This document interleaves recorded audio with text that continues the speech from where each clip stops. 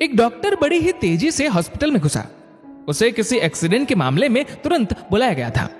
अंदर घुसते ही उसने देखा कि जिस लड़के का एक्सीडेंट हुआ है उसके परिजन बड़ी बेसब्री से उसका इंतजार कर रहे हैं। डॉक्टर को देखते ही लड़के का पिता बोला, आप लोग अपनी ड्यूटी ठीक से क्यों नहीं करते?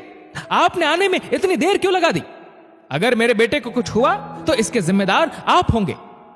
डॉक्टर ने विनम्रता से कहा, आई एम सॉरी, मैं हॉस्पिटल में नहीं था और कॉल आने के बाद जितना जल्दी हो सका मैं यहां आया हूं।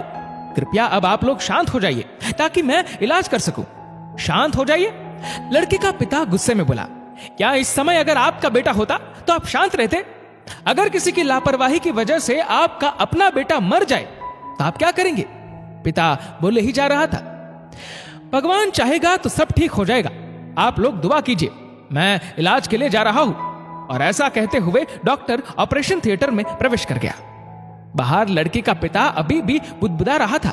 सलाह देना आसान होता है, लेकिन जिस पर बीतती है वही जानता है।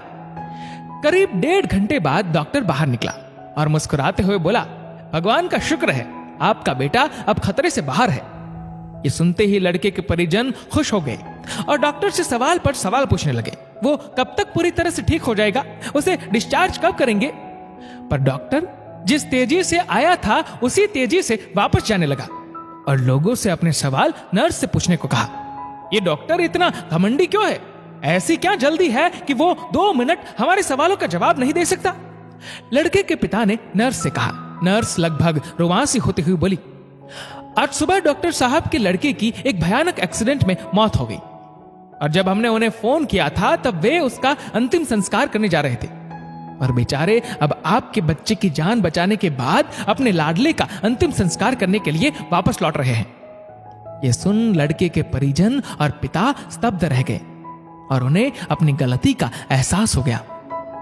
दोस्तों, बहुत बार हम किसी परिस्थिति के बारे में अच्छी तरह जाने बिना ही उस पर रिएक्ट कर देते हैं, पर हमें चाहिए कि हम खुद पर नियंत्रण रखें और पूरी स्थिति को समझे बिना कोई नकारात्मक प्रतिक्रिया न दें, वरना अनजाने में हम उसे ही ठेस पहुंचा सकते हैं जो हमारा ही भला करना चाहता हो।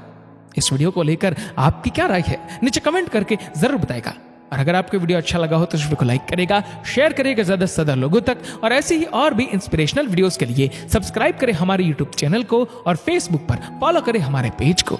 धन्यवाद।